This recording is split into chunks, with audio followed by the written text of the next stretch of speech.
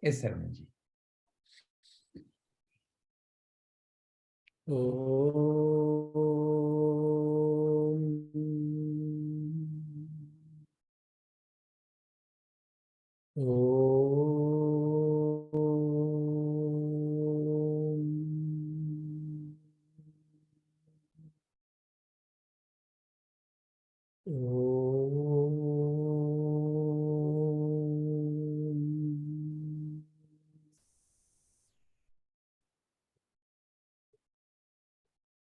Respecting the self. Antarjyotihi Bahirjyotihi Pratyakjyotihi Paratparaha Jyotireva Jyotihi Swayam Jyotihi Atmajyotihi Shivosmyaham. I am the supreme light of awareness, illuminating the outer world of objects, inner world of thoughts, and deep sleep state. I am divine light of the nature of auspiciousness, Shivaswarupi. Guru Vandana. Om Guru Brahma, Guru Vishnu, Guru Devo, Maheshwaraha, Guru Sakshat Parabrahma, Tasmai Shri Guruve Namaha. He who guides you on the righteous path is a Guru. When a parent or teacher or a friend or an animal or a bird or a plant conveys message of righteousness, they embody a Guru. A Guru's knowledge encompasses the creation, maintenance, and transformation at all times. A Guru represents the voice of the Creator himself in showing the righteous path for all beings at all times. Voice of the divine is revealed through the message of the Guru. Guru Vandanam. Om Akhandamandalakaram Vyaptam Yena Characharam Tatpadam Darshitam Yena Tasmai Shri Gurave Namaha. Guru can guide us to the supreme knowledge of that which pervades all the living and non-living beings in the entire universe, namely Brahman. I salute such a Guru. Respect to Guru Parampara. Narayana Samarambham Shankaracharya Madhyamam Asmadacharya Paryantam Vande Guru Paramparam Sadashiva Samarambham Shankaracharya Madhyamam Asmadacharya Paryantam Vande Guru Paramparam. Beginning with Narayana through Adi Shankaracharya in between and up to my own preceptor, I bow with reverence to the entire tradition of preceptors. Beginning with Sadashiva through Adi Shankaracharya in between, and up to my own preceptor, I bow with reverence to the entire tradition of preceptors. Thank you. Hari Om and welcome. I bow down to the Divine Atma Jyoti in all of you and welcome you to today's AVSC session. So we've been in the final chapters of Tattva Bodha, and we've been reviewing as we are revising the whole thing again, some questions that are appearing. Is that the focus for today also, Saravananji? Are there some specific questions that we want to go over?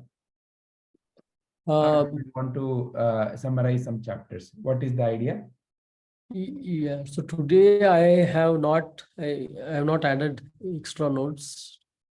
Okay. Maybe, yeah, so maybe Padmaji, if you have any specific way to write, or today I'm open. No, last week we were discussing about that Sanchita Karma and all that, right? So I was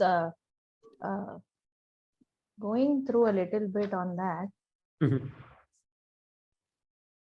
So last time also, I think I had that question even after reading a little bit, I'm not like clear as to then why do we need to know which is prarabdha, which is sanchitta karma.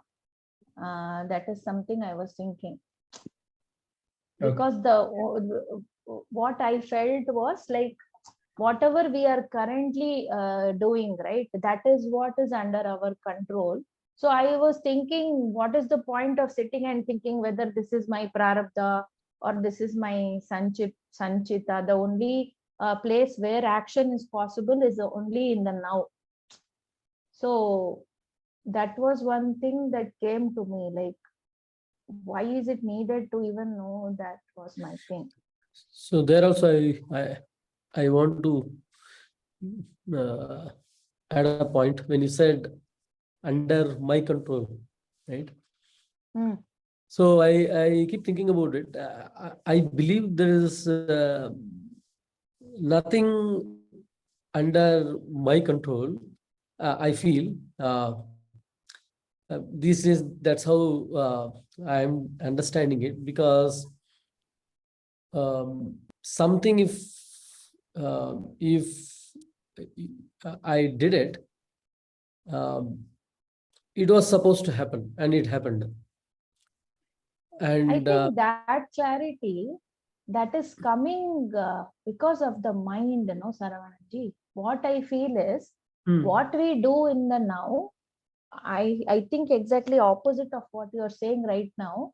What I feel is in the now, I am only choosing what to do. It is under my control is what I feel. For example, why I am saying that is, say I have a pain right now somewhere. Okay. So I might have 2-3 options. Either I can just sit and, whoever I see, all my family members, I can just keep telling everybody, oh, it is paining, it is paining, it is paining. Or I can take an action, say I have another choice where I find out, okay, can I do something for this pain? Say I can take a pill, or maybe I can apply something on that place to relieve myself.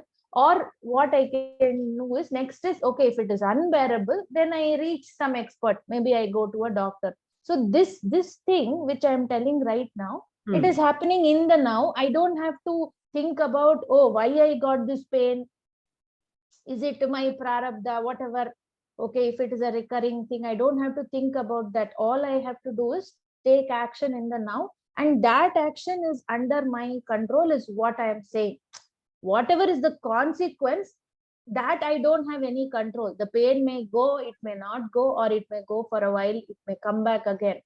That is something which is maybe the result of what I am doing in the now. But what I am doing in the now, is it not under my control for anything? Okay, say our son or daughter is not studying, we are observing it. At that moment, we have the control as to what to do, right? Is my question. There also, I've been analyzing my actions, and the way I am understanding is the actions I am taking is based or preceded by thoughts, right? You get a number of thoughts, and one thought basically becomes significant and drives the action. And that thought itself has come from my vasanas, my habit patterns, that drives those thoughts, right? That is okay. That's what I'm saying. Why do we so need how to did think? that thought itself come, right? So where is the control part coming here? Because it is your habit, your nature is your vasanas are bringing up the thoughts, and the thought becomes the action next. No, but still, I think I have the power, right? I have the control in that moment is what I'm saying. I don't understand. See, I understand where you're coming from. The points that you're mentioning, I understand. Okay. But when I'm acting in the now, where is the point for me to, or where is the time for me to think about my vasanas and all? The moment I think That's about what you my don't have. vasanas or anything, That's what I'm saying. I'm You going don't into the past, right? No, you don't have, but that the vasanas that are recorded in the mind is what driving the thoughts, generating the thoughts and becoming action. Okay, so you So are in the now, saying you that you don't have have. no control. You are saying That you is have how no I see it. In control. the now, I don't have control, because the decision making is happening based on my vasanas.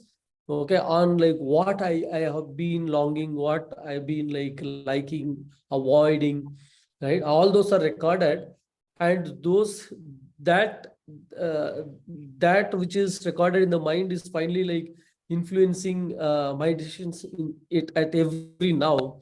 And so it's like that that cup of muddy water, which is the mind with preset notions, right? So it keeps on uh, influencing my decisions, and this is where the jnana that we take is going to dilute those vasanas that have been set for I don't know how many lifetimes, right? And see if and like slowly I can see that like the way I react or the way I do certain things is changing. Yeah, And that so I you feel are because taking the choice, is what I'm saying. To clear that muddy water, say if this class is helping it, okay, it is a choice that we make at 6:30 whether to log in or not. That again is this is a habit definitely, pattern, no, this right? is in This our is a new control, habit. right? Okay, This think is a about the new habit. first time. No, maybe our parents, at least my parents, are not into this at all. Okay, they are spiritual, they do whatever they do, but they have not attended any Gita class or whatever. And like you share, I am sharing those things with them. But what I'm saying is, there itself, what they have taught me chanting and all that. I can say that is part of my conditioning. But somewhere that has led to this. That is also I'm agreeing. Okay.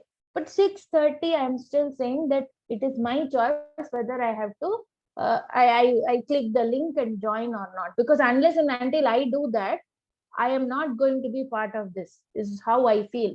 So what I feel is what we do in the now definitely changes what we are going to experience further. For example, after joining this class and before joining this class, how I react to a situation is changing. It has changed, definitely changed, which I can itself see.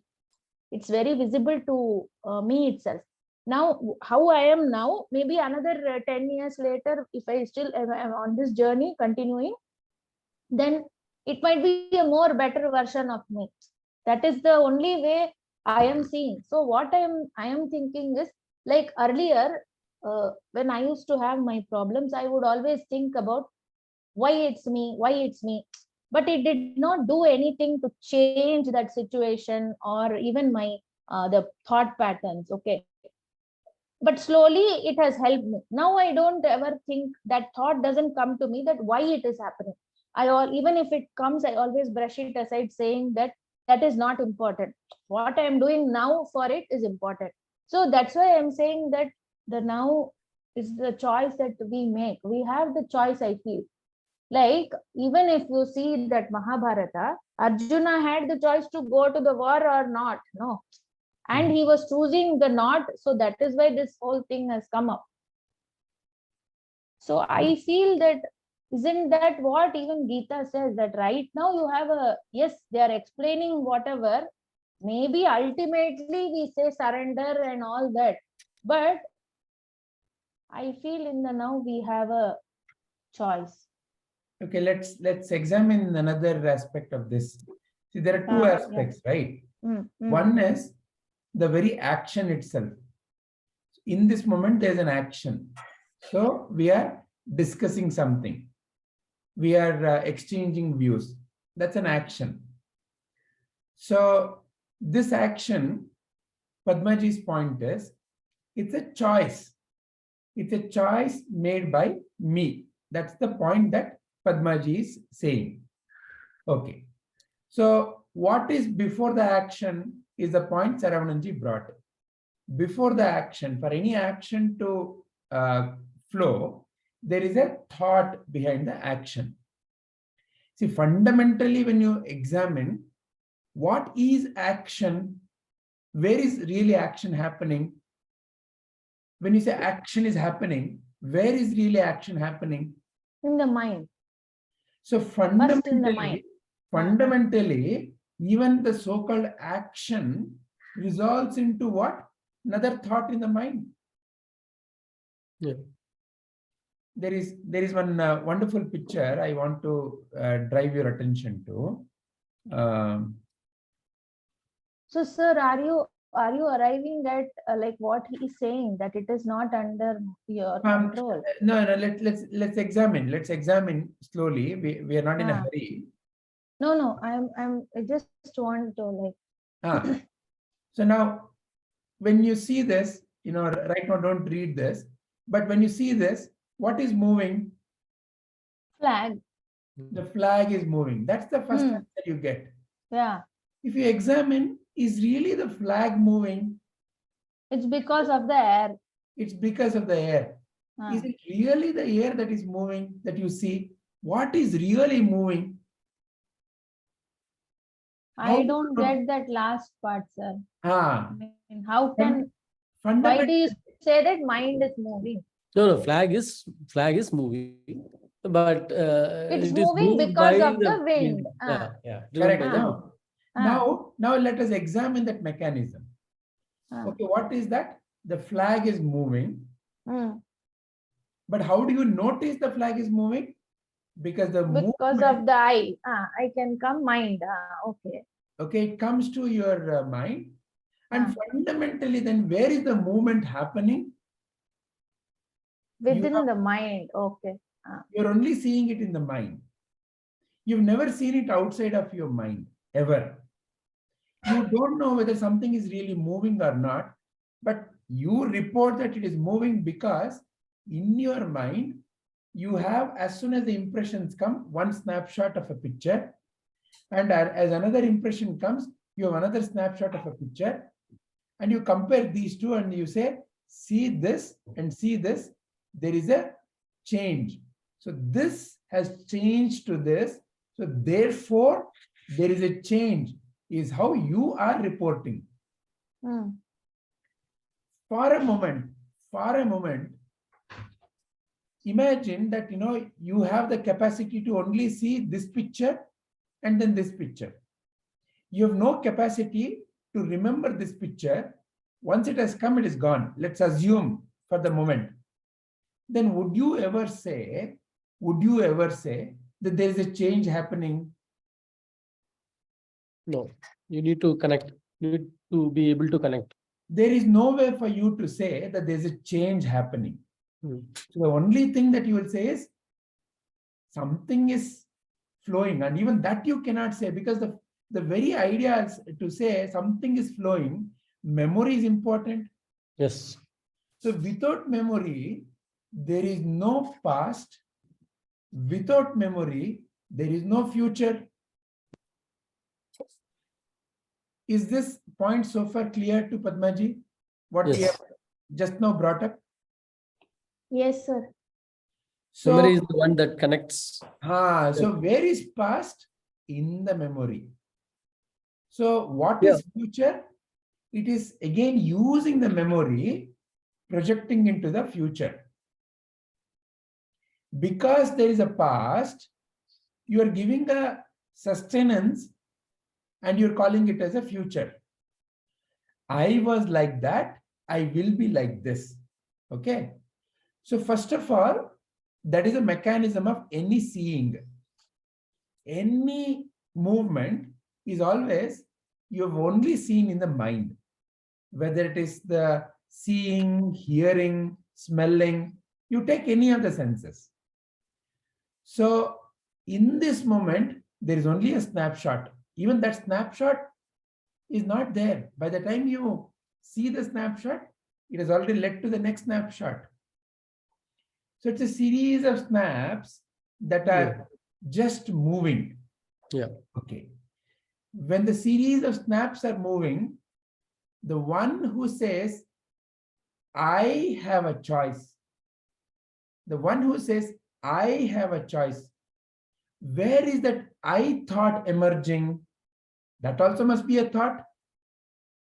That's the ego. That I is also a thought. Now, which of the thoughts is that I thought? Because everything is a thought. Now, fundamentally, we have resolved everything to a thought. What is coming is a thought. what we are hearing is a thought. The one who is now thinking, I have a choice, is also must be a thought. And even that thought, with this analogy, you can see, is an appearance and disappearance. So who is the I who is saying? Who is the I who is saying? Yes, Padmaji. Sir, how you are saying that it is appearance and disappearance? So Even if it is my belief, and I say I have a choice, will it not be always the same? okay, so who is the one who is saying, I have a belief? Let's examine that little more. So one is we have examined the impressions that are the sensations that are coming. And we have come to the clarity that it is a change in the sensations, which I am using my memory to say it is changing. I am giving the life to that movement because I'm comparing the previous and the now. Correct? That part is clear so far? Yeah. Now let us go to the me part. Okay. Now the me part is what? So let's say there's a sensation of some child walking. Now the me part says my child. So who is the me there? The mother me. Now there is a sensation of a sound coming. Now the me part says my husband is talking. So the me is every moment is also a thought. I am a mother. I am a wife. I am a sister. Now that me is what? There is a thought appearing. There is a sound that came. Fundamentally, there is a sound that came. There's a sight that came. But a thought appeared right next to it saying that my son. A thought appeared right next to it, my husband. So the ego or the aham is nothing but another thought. So that thought then drove the decision making. My husband. At the same time, there may be 20 men speaking. All the 20 men speaking sound comes into you. But in your mind, the other 19 are removed. The one that you called as my husband, for that sensation, there is next thought that appears, my husband. Who is he speaking to? Let me find out. Then that thought appeared. So if you see, the flow of the thought is because of this fundamentally me and mine thought. In that moment, if you're like that little child, okay, who has no concept, then all the 20 sounds are 20 sounds. They just appeared and disappeared. You have no thought that follows that, saying that my husband, my language, none of those thoughts can appear. So it is simply sensations flowing past you. And who is that you? As awareness. There is nothing else other than the awareness which is permanent. All the other thoughts that appeared are temporary reality thoughts. For a certain thought, you are given a permanence, called the wife thought, called the husband thought, called the student thought, called the teacher thought. You're given a certain permanence because of the memory. Otherwise, that thought that drives the action at any given point of time is also a thought, and it is not a permanent reality. As long as you are willing to play that role, who is that you I'm referring to? As awareness. As awareness, you can continue to give power to that thought. As awareness, yeah. Sir, so here I have one more question coming up. Yeah. If you say like I'm the awareness, so all this is just a series of events, say passing through in front of you or whatever, and you are the observer. So you are also participating in this, right? Who is that you who is participating? No, Who is what that I am. you? Who is that you who is saying I am participating?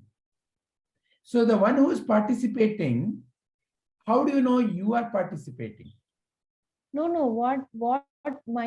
which question I am arriving is at, if I am the observer, definitely. What I am trying to say is, isn't that a choice that I am making?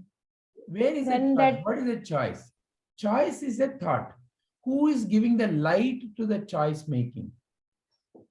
And the choice is so among the 20 voices that came, one voice was given priority, and on that thought, on that voice, some next action arose. Why that arose? Because there was preceding to that, my husband thought. And how did the my husband thought itself come in the first place? Because of the memory. So magically in that moment, when you notice, when you just watch, when you just a Sakshi, what is the Sakshi Bhava meditation about?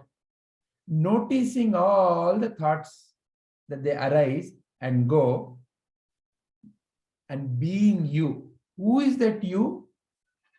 One in whose light the thoughts get lit up. Thoughts are like the characters on the stage. And the light is the one which lights up the thought. Yeah, and we are the light, right? And you are, and not we, you are the light. Okay, so can you explain this in terms of, like, say, yesterday, like we discussed about this, right? The thing that's going to happen. So what example you gave me right now is where it's family and all that. So I have a certain conditionings, you can say, or I have that association that this is my husband, my child, my house, or my family, that kind of thing. But for example, yesterday you said something to me whether I should take it up or not, and I said I will think about it and come back to you. So is that also all artificial? Then if I had to just take it, or if it was supposed to happen that way, then what am I even thinking? Why did I even say that?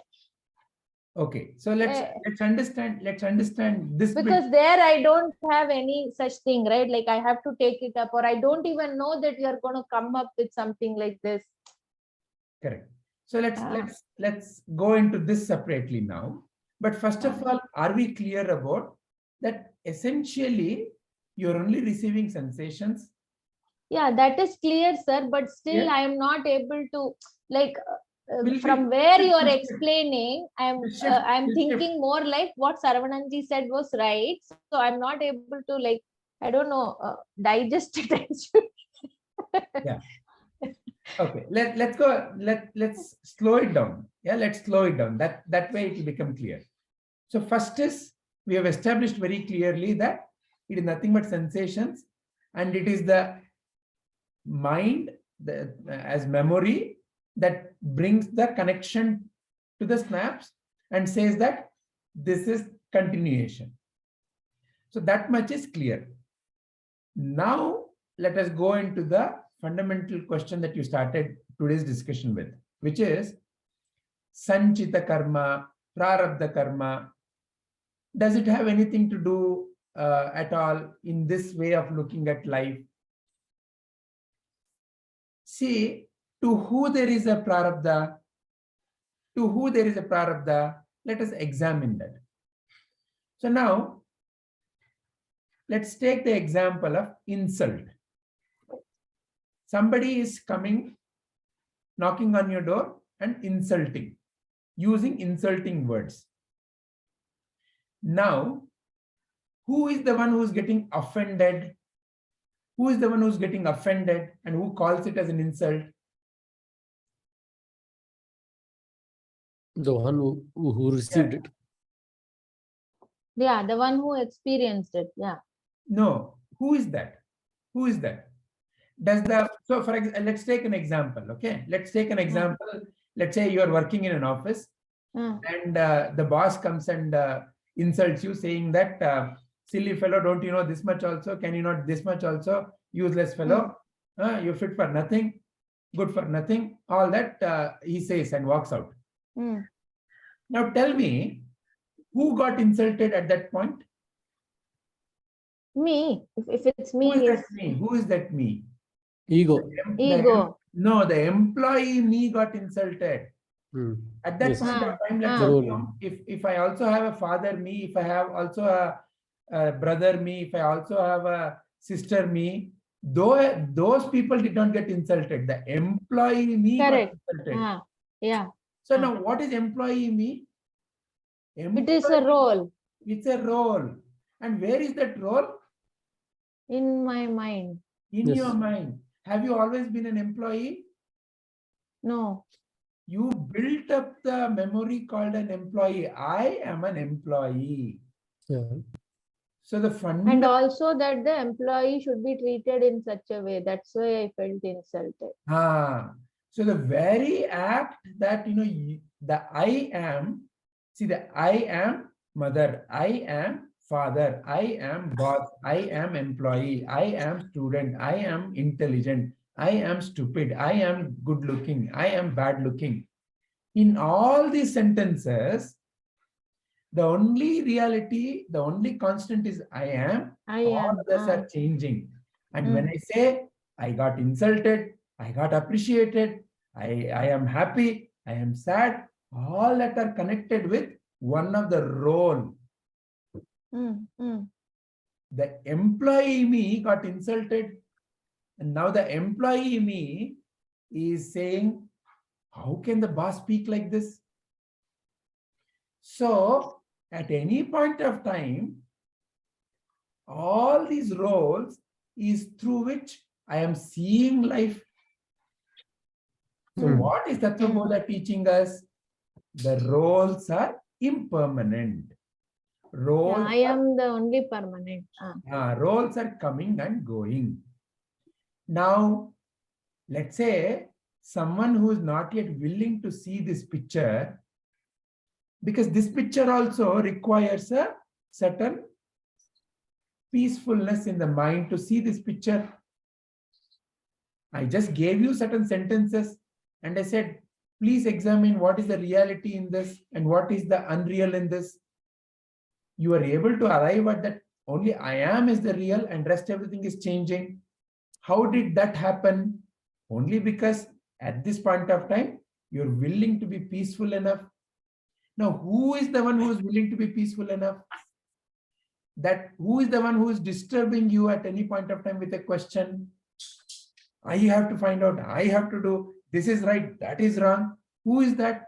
One of the other are changing me, isn't it?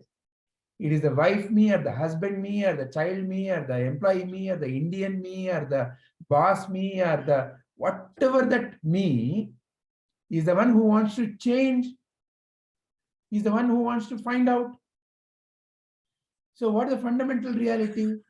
That me itself is a mirage. That me itself is a mirage. That me is not a permanent me, has never existed, will never exist, but seems to exist at this point of time. At this point of time, that employee me comes up. How can you speak like this? That employee me emerged at that point of time. Because at that time, that role becomes my identity. Right. So Tattva-bodha is teaching your suffering in life is because you got associated with a role. So therefore, you're not the role. You're not the changing role. However, somebody keeps on saying, but I am there, I am suffering, I'm going through all this pain. It's okay for you to say, but look at me, my arm is cut, my leg is cut. Why is that coming?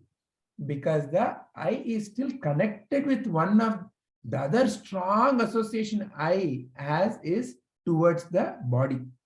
That I am a body is a even more deep conditioning. I am some of the constructs of the other concepts of the mind is another deep belief. So these are the two fundamental beliefs which stop you from seeing the reality. So for the one who has believed that he is a body, you have to help them come out of that. Sadhguru says very simply, Nanu nanembudu nanalla, I deha manabuddhi nanalla. But that conditioning keeps emerging. So now, it asks, okay, it's all okay, Sadhguru, you are saying what you are saying. But look, my arm is not there. I have lost my arm. Give me an explanation. Sadhguru has to explain, see, that arm went away because 20 years back or 20 lives back, you did something. So now, so the mind becomes little calmer. I'm not saying it is not happening like that. At an object level, there is where there is an action, there is a reaction. When you throw something, it falls. So for the thing that is changing, all of this is happening according to a certain law of cause and effect. Okay. However, as you go deeper into this, you were never affected. You have never been in bondage. You have never been anything other than the light of the self. So this explanation is also, the mind is the one that is asking that, right? Within the mind, again, we generalize and say mind. If you want it to be a little more careful, within the mind now there is a me. Which me? There is a spiritual me that is seeking spiritual answers, that is seeking spiritual enlightenment. So that is also changing. Yeah, it's also a role. That's also a role, no? Is that even a reality? Is that even a reality? When I use the word reality, what do I mean? That which cannot change. Yeah, truth. Truth. Because that me is also changing.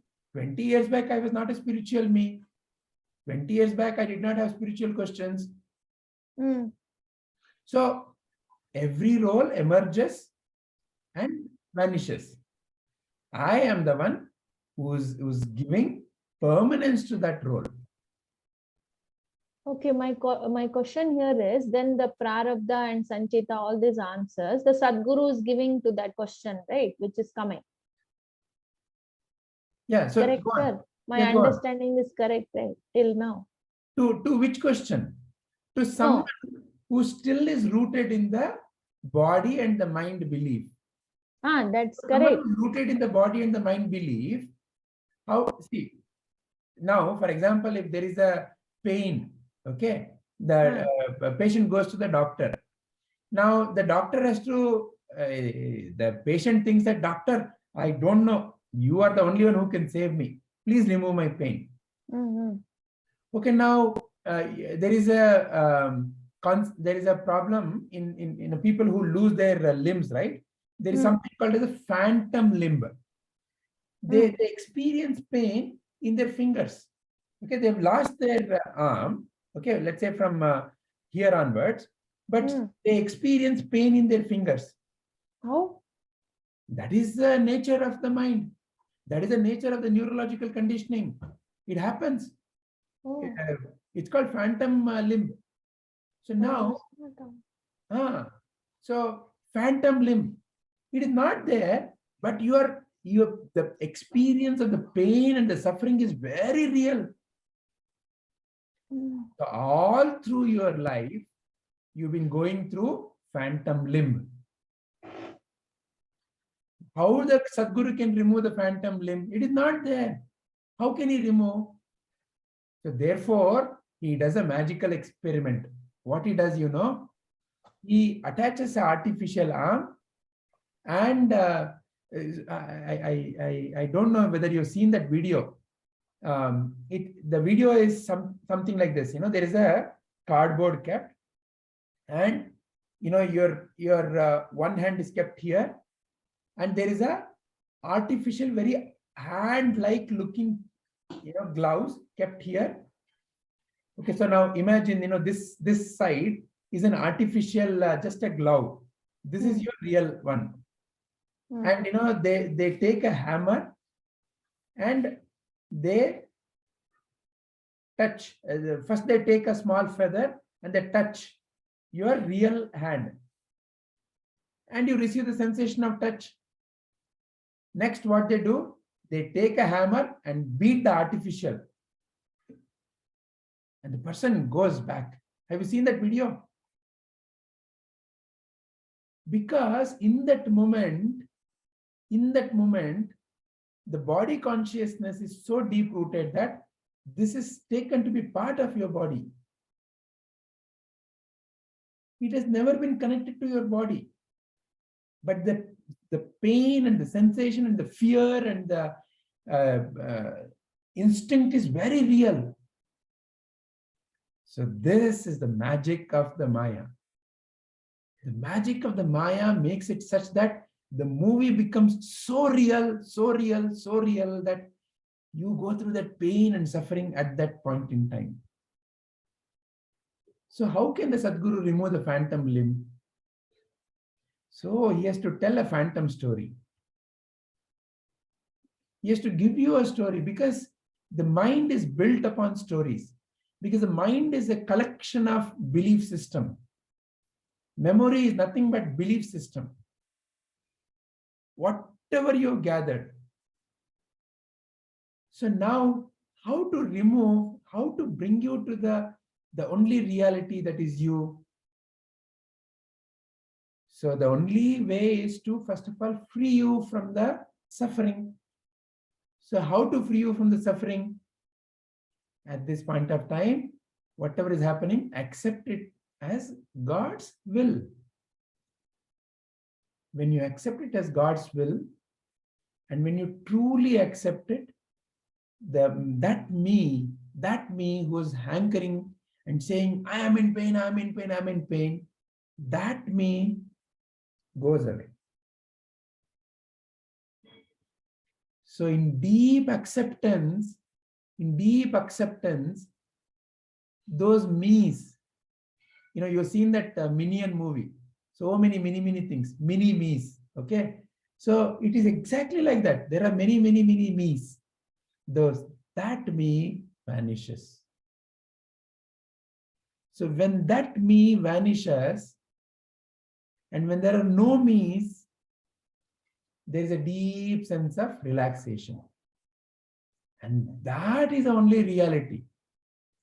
In that moment, you are able to recognize your true self. Again, when the statement is, you are able to recognize your true self, who is recognizing? Intuitively, you are able to realize, I've always been there. It is a reflecting surface called mind, where you make the statement, I am always there. Otherwise, you are anirvachaniya, someone who cannot be described, because to describe means it is happening in the construct of the mind. It is happening in a time and space. So in time and space, a role has to be taken to explain something. Sir, so then how do we know when to stop that inquiry? Like the one who is inquiring is also not real, right? Then. Yeah. So how do you? So the one who is asking the question, when do I stop the inquiry? Examine who is that one who is asking. So the one who is asking, when do I stop the inquiry? Who is that I? Which role is asking the question?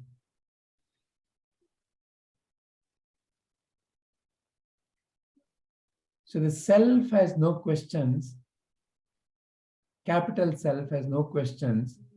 The small self will never get answers. Because the one who raises the question is a new role taken by the ego. And it will keep prompting questions after questions. Yeah, that's what I'm saying. And Yeah. I feel like the questions are very repetitive also.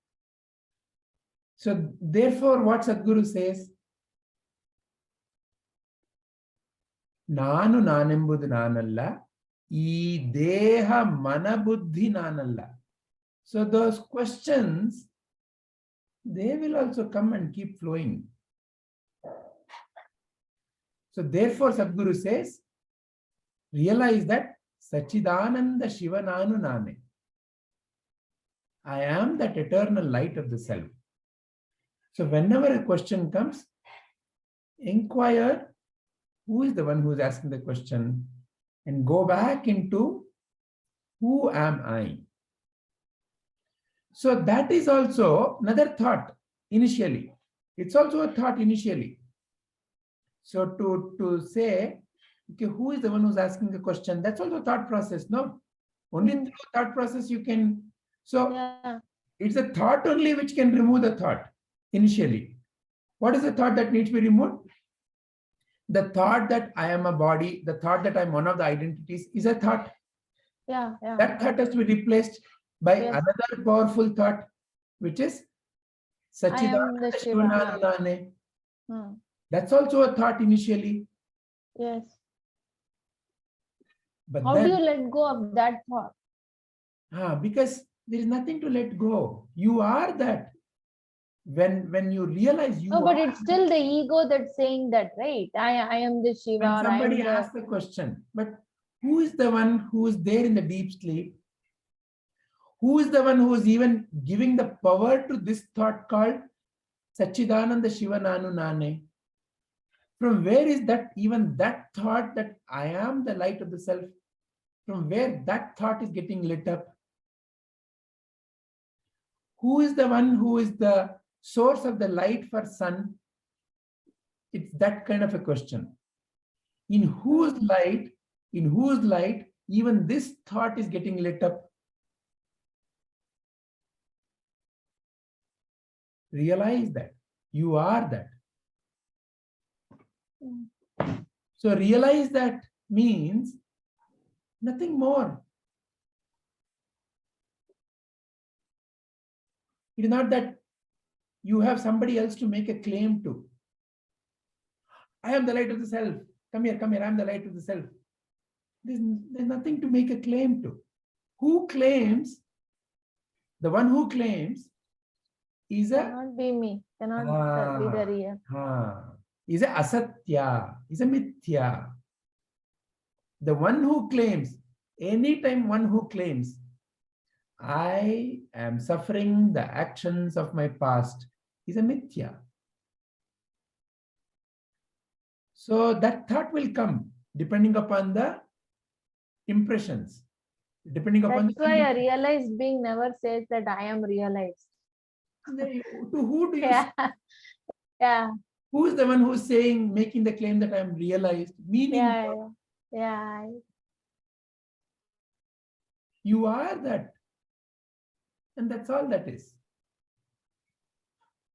So so there is no answer to the thing that I and Saravanaji started.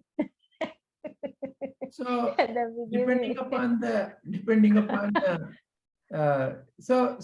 the conditioning of the mind is the one which causes the question. So therefore, at this point of time, whatever the situation that is coming in my life, let me accept it as Ishvara Prasada. The Ishvara Prasada Bhava helps me to accept it, whatever it is.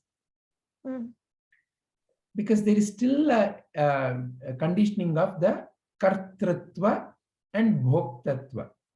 I am the doer and I am the enjoyer. So that one is the one which needs to be, I need to come out of that. So that is a deep-rooted conditioning. So let me accept the situations as Ishvara Prasada. And at this point of time, let me act with the Sadguru's guidance. What is Sadguru's guidance? Whatever you do, do it as a seva. Meaning what? It means let my thought, let my action in this moment be for the best of the other, not for me. Let me not think about, is it good for me? Is it going to benefit me? Is it the right thing for me? Seva means, is it the best thing for the other? Whoever that other in front of me. Is it the best that I could have offered for the other? That is a seva. And that is every moment. As the mind involves in seva, seva purifies the mind. Meaning what? The deep-rooted impressions, there's nothing wrong with the thought. But the me thought, which wants to continue, it wants to continue because it has a deep-rooted conditioning that I am doing and I need to enjoy. So that's also another thought. And this thought pattern is very deep-rooted. And only the seva can break this.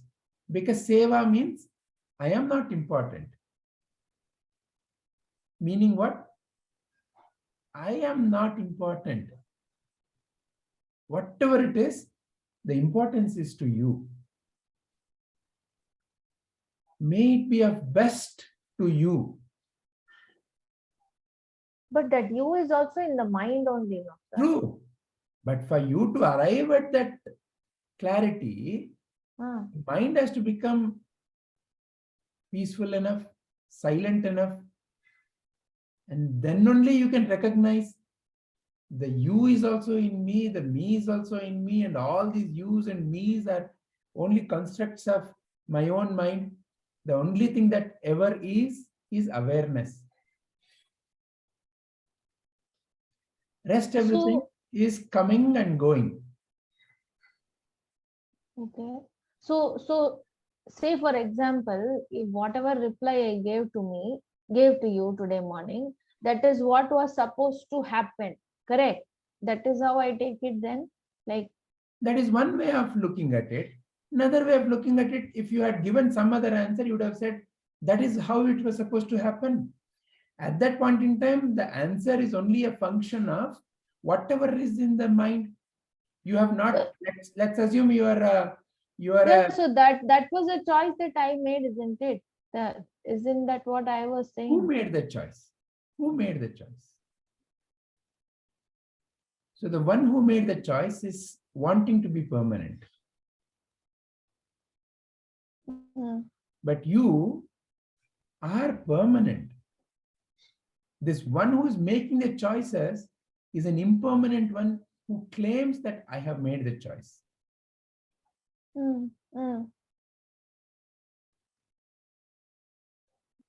This impermanent one wants to be permanent.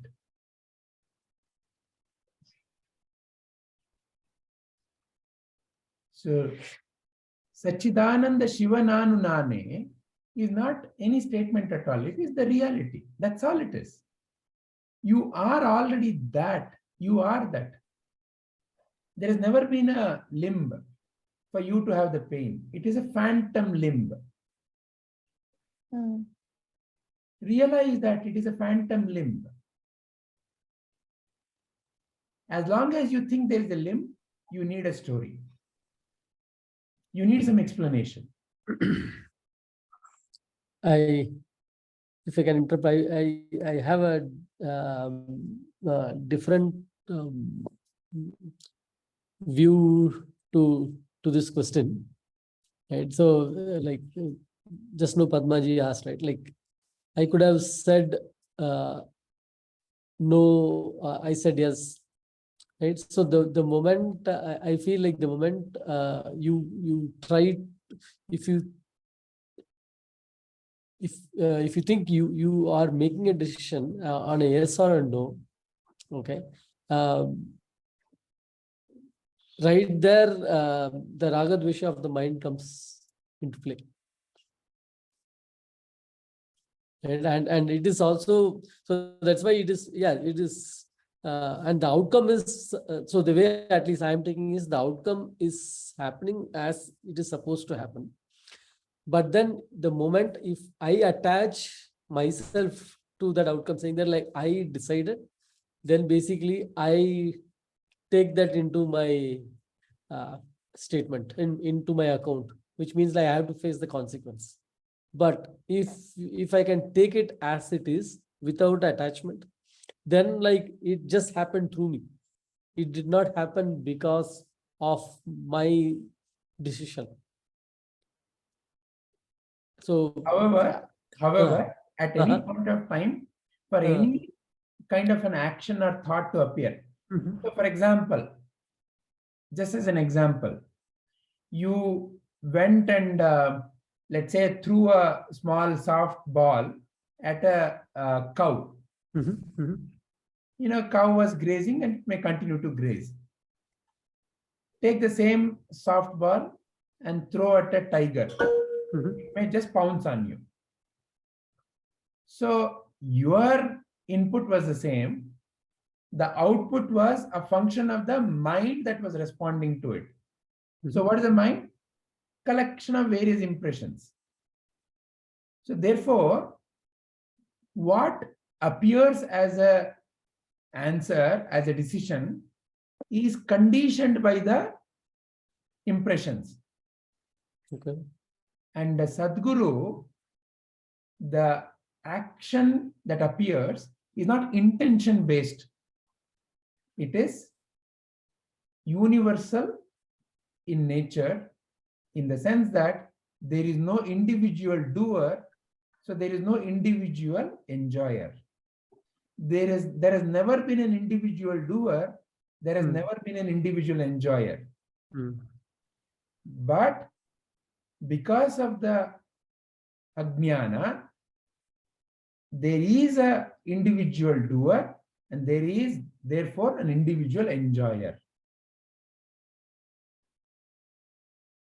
So the Sadguru therefore acts spontaneously.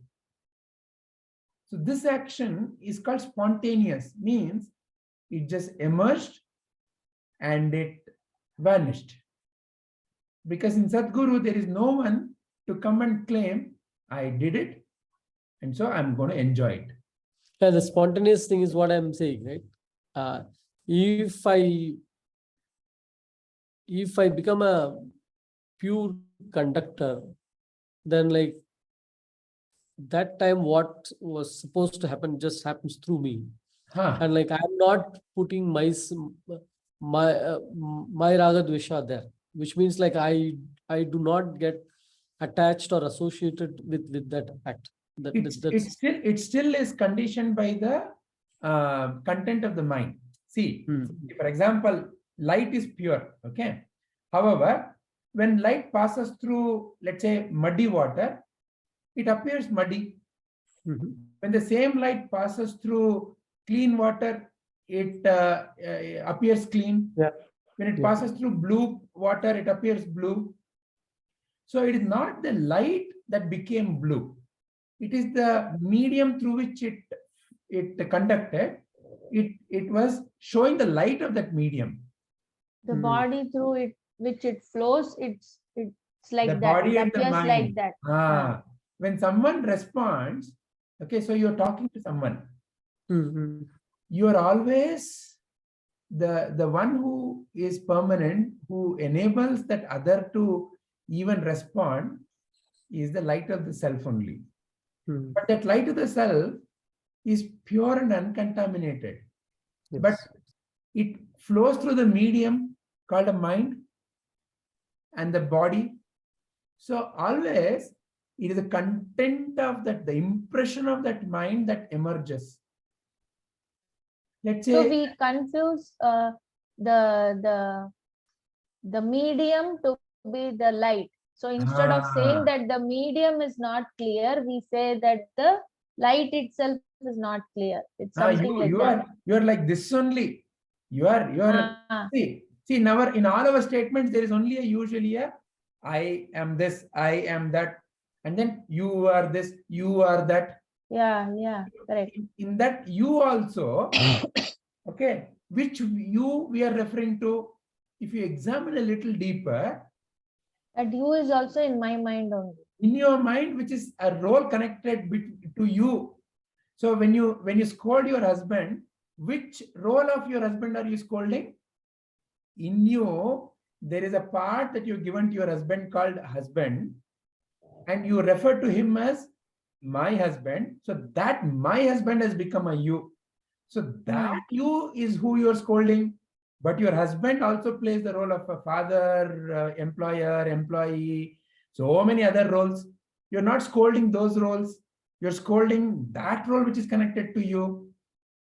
So my husband has become a you in that moment. So it's a shortcut for that role in that moment for you. When you're talking to your friend has many roles, but among all of them, at one point, there is a role called friend that is associated with you, my friend. So it is that my friend that you are referring to. So that you is also nothing but, it's actually one of the me and the mine thought, which got converted and replaced as a simple you. So fundamentally, it's always been me and the my thoughts that you are connected with and then making the statements. And those me and the my thoughts themselves are nothing but thoughts appearing and disappearing. And some of them have been given permanence because of repetitive habit pattern. You were not born as an Indian. The thought called an Indian got invested into you. And now there is a me that appears, Indian me. So like that, all of this is a me and the my game. So, and the me and the my wants to claim ownership for action, wants to claim ownership for decision. As long as that some me who wants to claim ownership is there, corresponding results will come. And that corresponding results will trigger further corresponding thoughts. Because what is getting perpetuated? The seed of the me is getting perpetuated. So the seed of the action is getting perpetuated. That's why in 15.1, Sri Krishna explains this as Ashwathamara, an inverted Ashwathamara. So one seed leads to 20 fruits and 20 fruits lead to 200 seeds. So it's a continuous perpetuation. How can you be free? The only way you can be free is go to the root. And to bring the awareness to the root, he inverted the tree. So go up. So you will not be able to get rid of this if you keep on doing things. Go to the very source.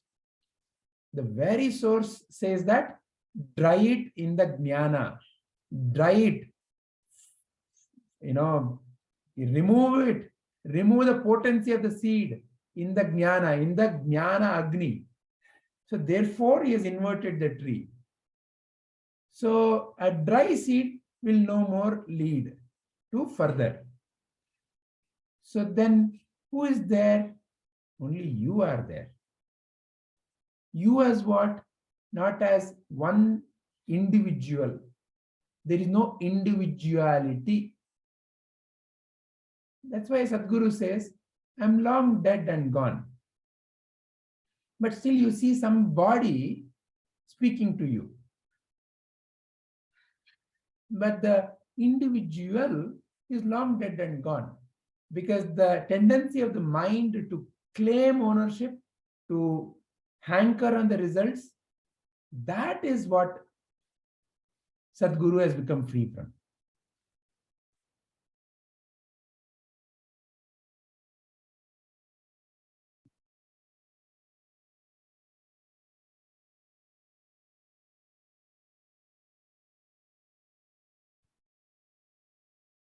Padmaji, are you there?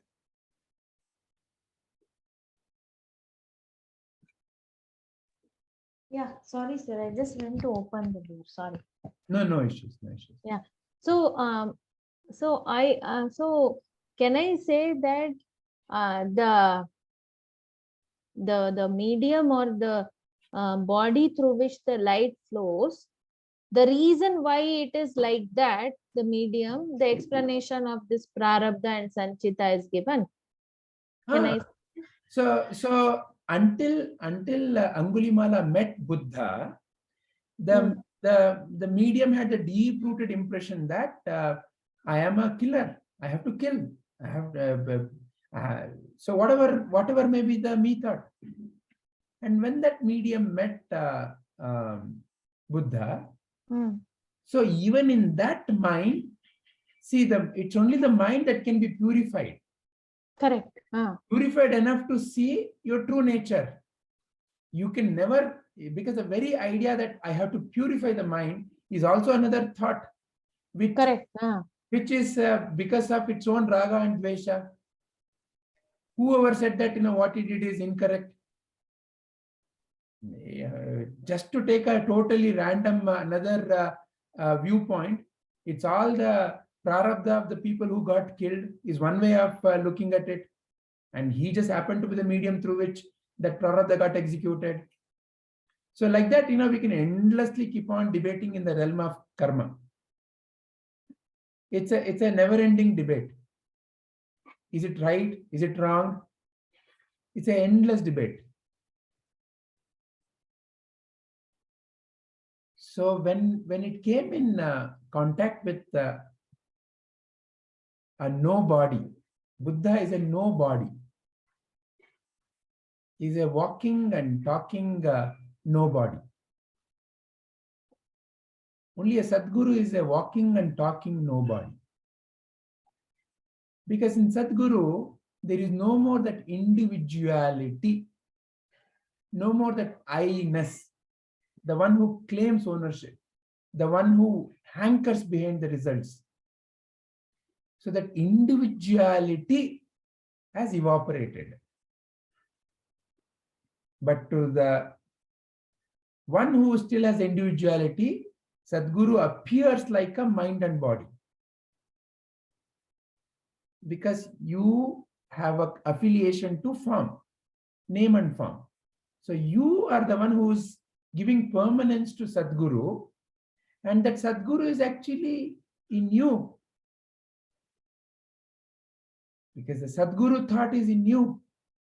And the Sadguru thought is always drawing you back towards the only reality, that is you.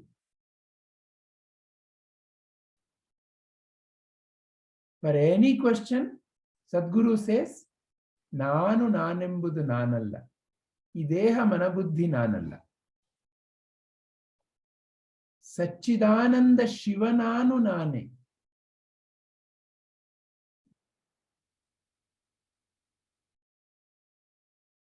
So Sadguru has given the pill. It's for me to now swallow it.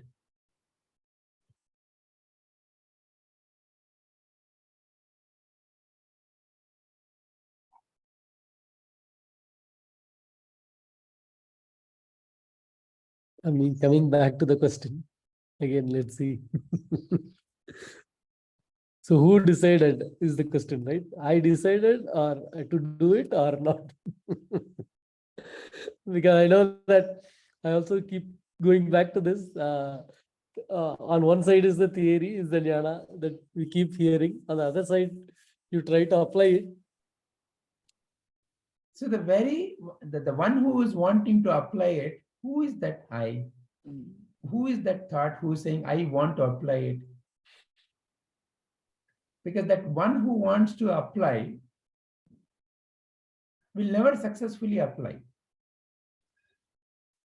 Sir, also, can I say that there is also a fear within us somewhere of the disappearance of this I, this false I, right?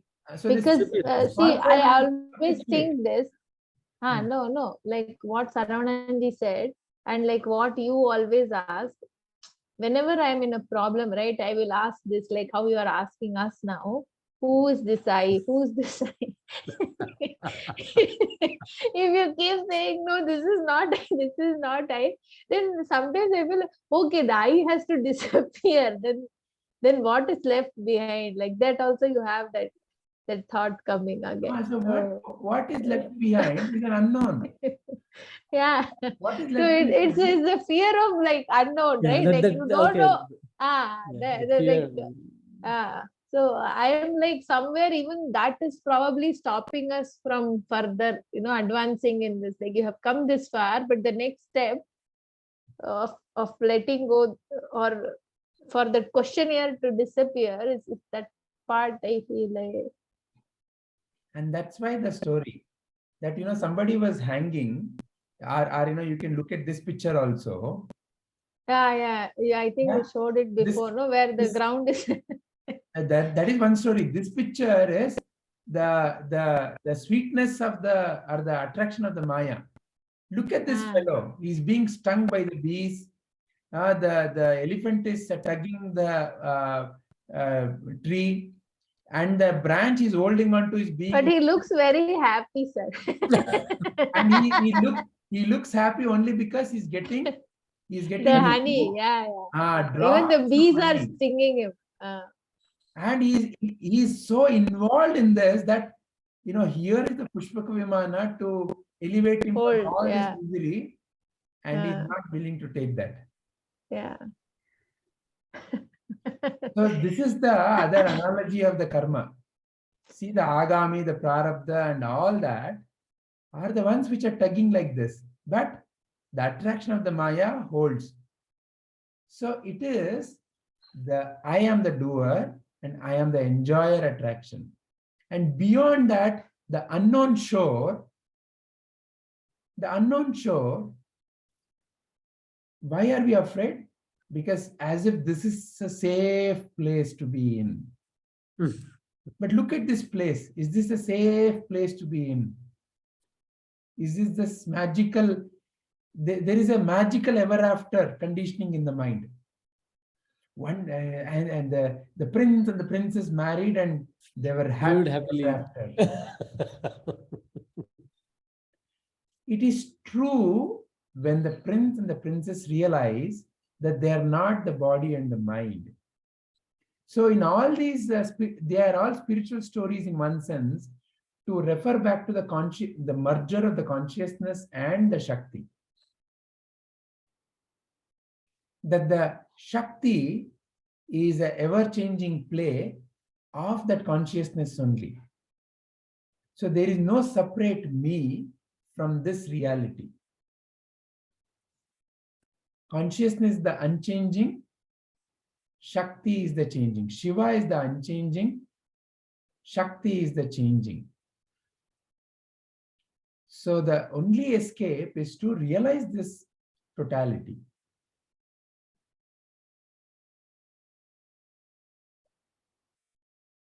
And the changing me appears as the world.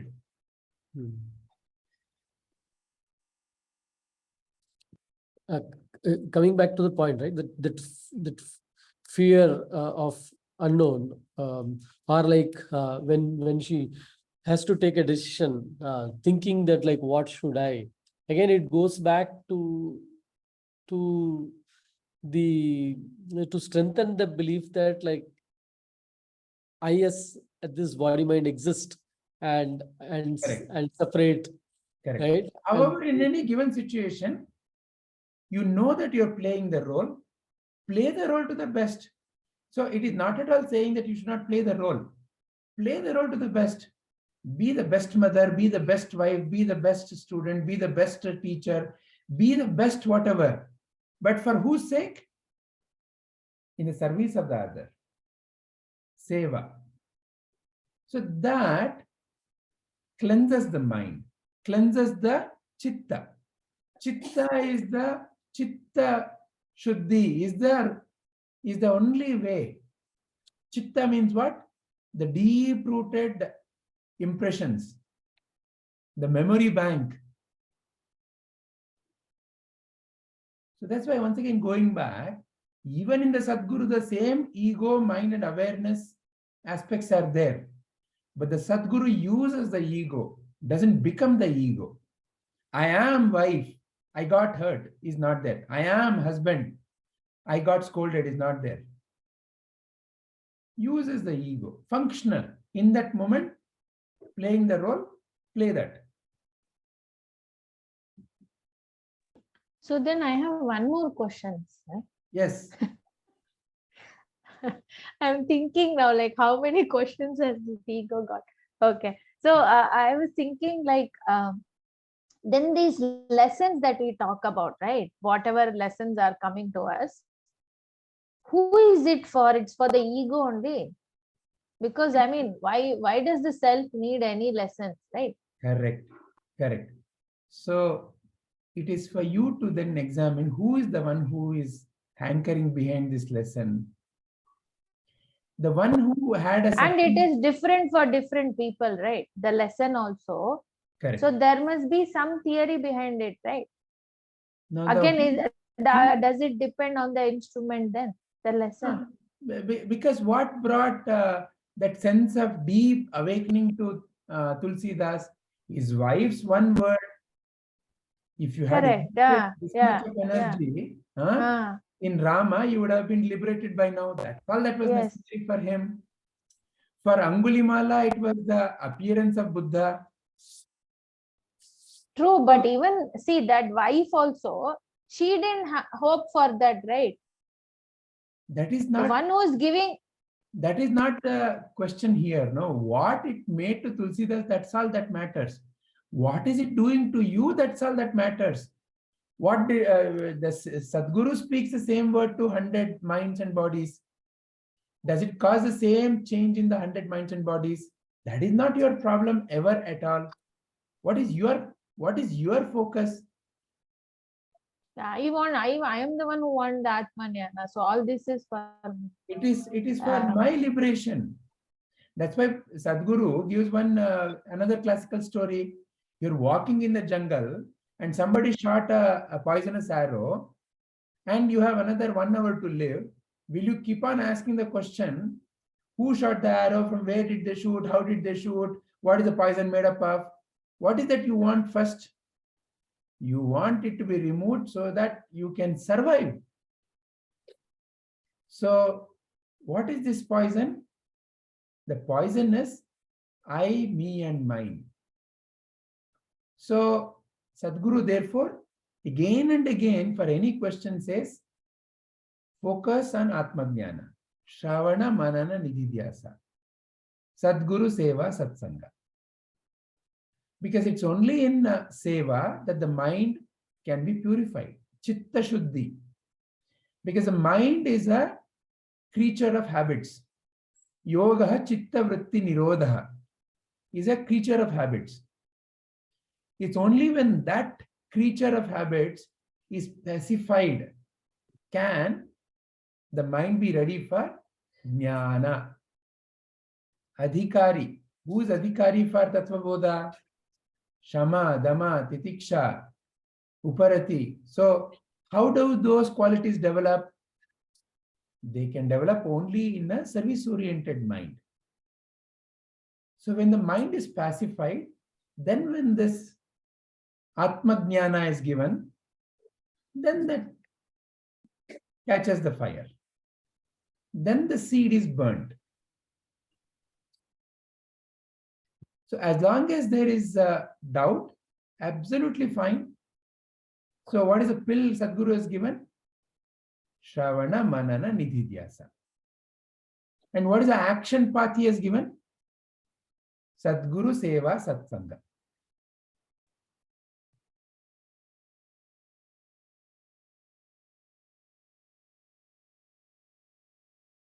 So we can conclude our today's session by reciting Upadesha-Saram.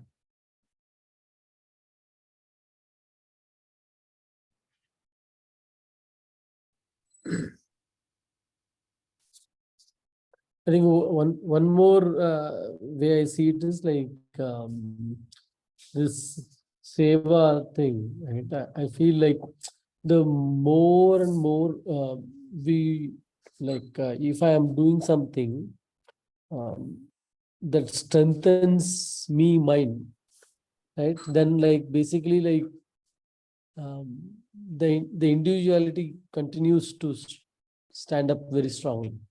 I think that's why I feel like the guidance is to go for seva, where like the me thing for me goes down, and slowly that shell disappears and merges with one.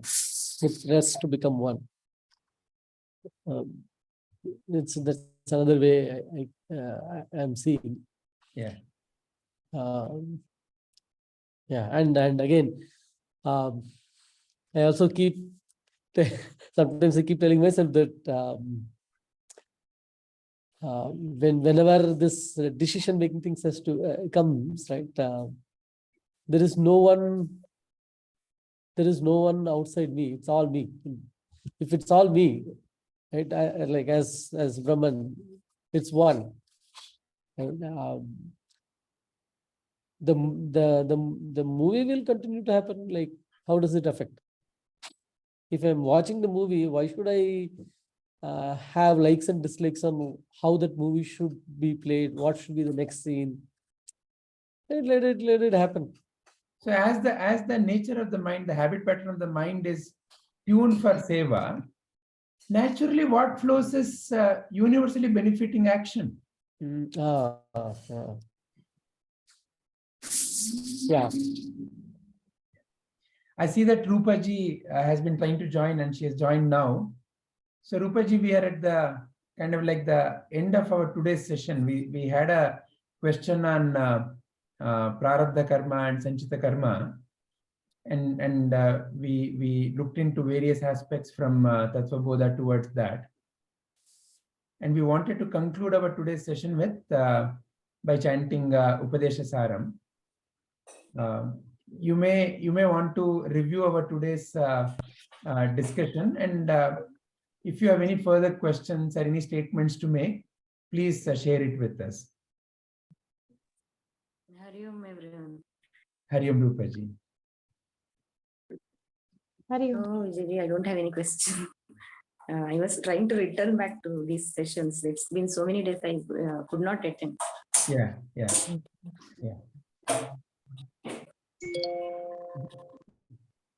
Padmaji, would you like to chant? Yeah. Yes. Yeah.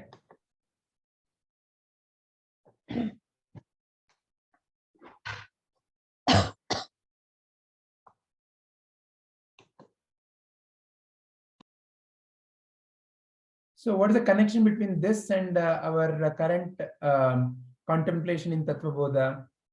Our current contemplation in Tattva Bodha is Jivanmukta. And how Jivanmukta is free from the cycle of karma. So that is the question that's been appearing over the last few contemplation sessions. And can I just again make that last one statement? To in the moment to do anything, again, this is just to confirm my belief, to do anything without somehow getting that attachment that I'm doing it. And that should free me from the karma, from what I'm doing. Correct. Is that fine, Padmaji? Yeah. Yeah. Okay, Padmaji. Let's continue.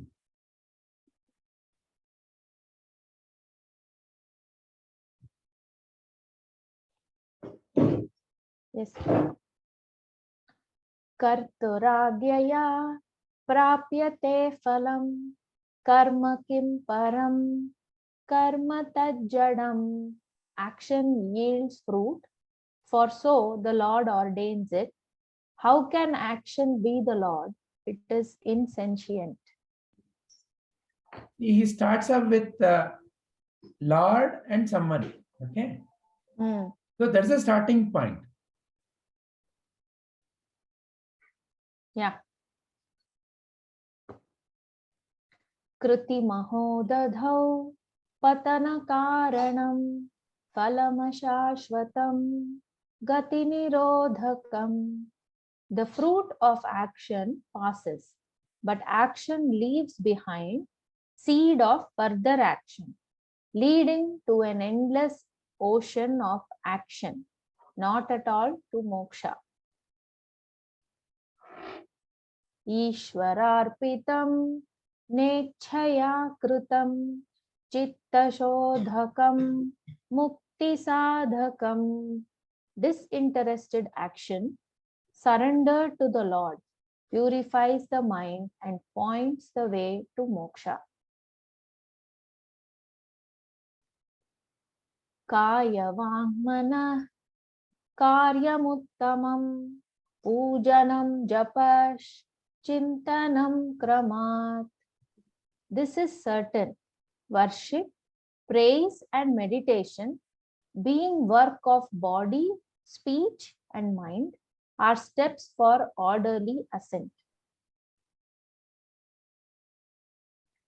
Jagata Ishadhi Yukta Sevanam Ashtamurti Bhrad Deva Pujanam. Ether, fire, air, water, earth, sun, moon, and living beings. Worship of these, regarded all as forms of His, is perfect worship of the Lord. Uttamastavad Uchchamandatah Chittajam Japa Dhyanamuttamam. Better than hymns of praise is repetition of the name. Better low voice than loud, but best of all is meditation in the mind. Ajya dharaya srota samam sarala chintanam viralatah param. Better than spells of meditation is one continuous current, steady as a stream or downward flow of oil. Bheda bhavana sohamityasau bhavana bhida pavani mata. Better than viewing him as other, indeed the noblest attitude of all is to hold him as the I within, the very I.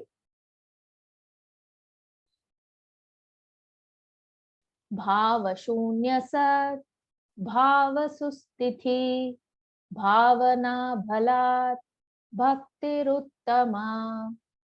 Abundance in pure being, transcending thought through love intense, is the very essence of supreme devotion.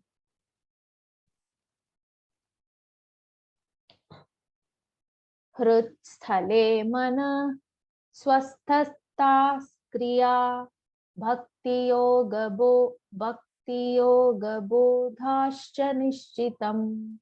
Absorption in the heart of being, whence we sprang, is the path of action, of devotion, of union, and of knowledge.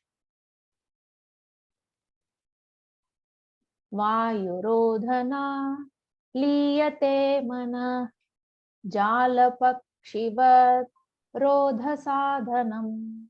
Holding the breath controls the mind. A bird caught in a net. Breath regulation helps absorption in the heart.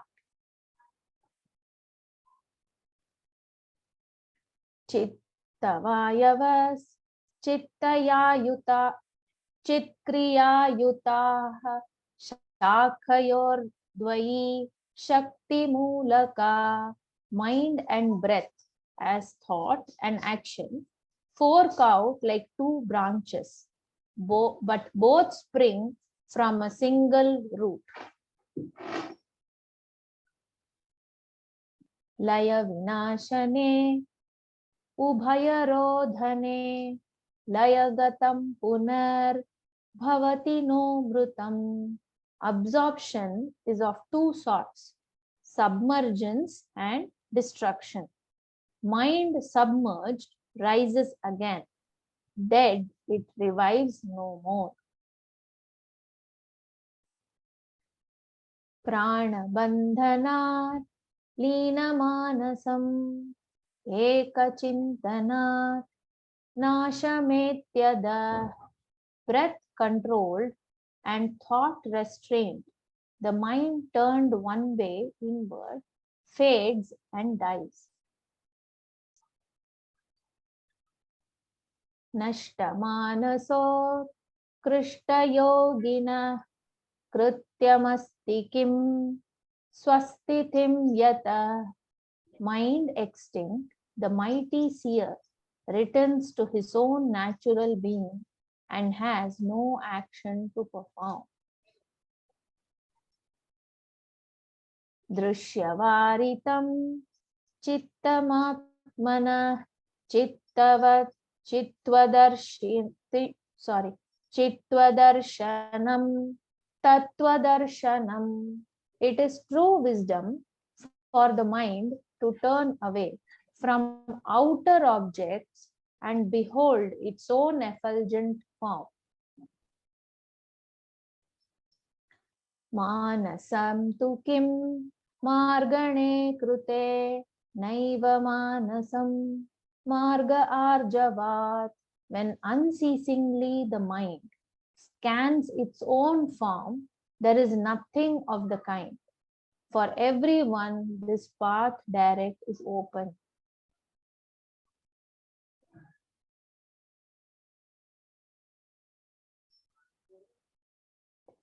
Vrittayastvaham vrittimashritaha vrittayo mano vidyaya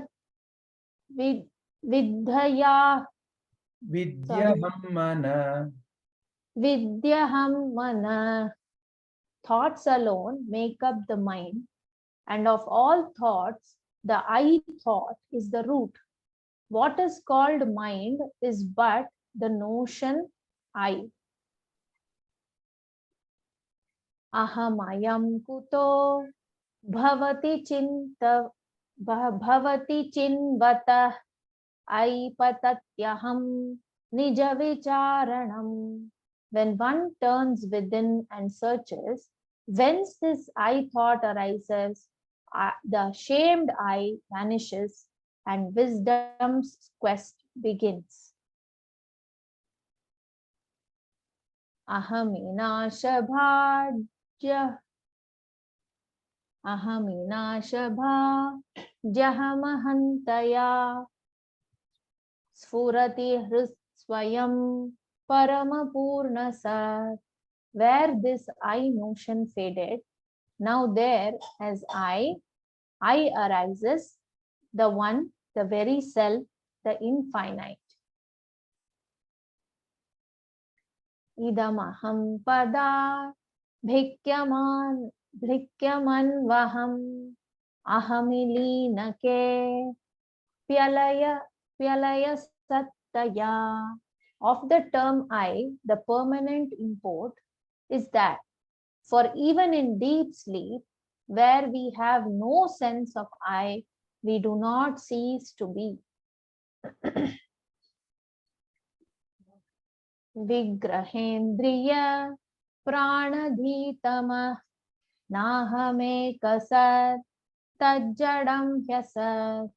Body, senses, mind, breath, sleep, all insentient and unreal, cannot be I who am the real. Sattva bhasika chitkva vetara sattaya hichit Chittaya hyaham. For knowing that which is, there is no other knower. Hence, being is awareness, and we all are awareness. Isha jivayor veshadhi bhida satsvabhavato vastu kevalam. In the nature of their being, creature and creator are in substance one. They differ only in adjuncts and awareness.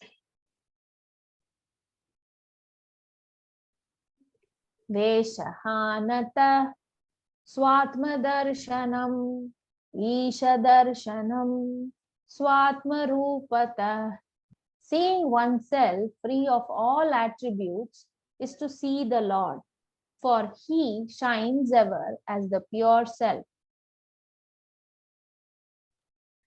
Atma samstite swatmadarshanam atmanirdvayat atmanishtata. To know the self is but to be the self, for it is non-doer. In such knowledge, one abides as that. Jnana varjita, jnana hina chet, jnanamasti kim, jnatumantaram. That is true knowledge which transcends both knowledge and ignorance. For in pure knowledge is no object to be known.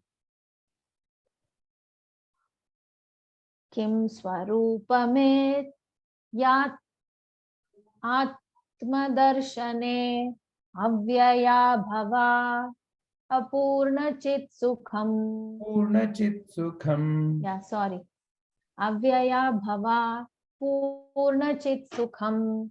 Having known one's nature, one abides as being with no beginning and no end, in unbroken consciousness and bliss. Bandha muktyati tamparam sukham vindati hajivastu devikah. Beyond bondage and release is steadfastness in service of the Lord. Aham petakam nijavibhanakam mahadidam tapo Ramana vagiyam. All ego gone, living as that alone is penance good for growth, sings Ramana himself. Lokaha samasta sukhino bhavantu. Lokaha samasta sukhino bhavantu. Lokaha samasta sukhino bhavantu. Thank you. Thank you very much, Padmaji. Thank you, Saravananji. Thank you, Rupaji. Hari Om. Hari Om, sir. Thank you, everyone. Hari Om. Hari Om.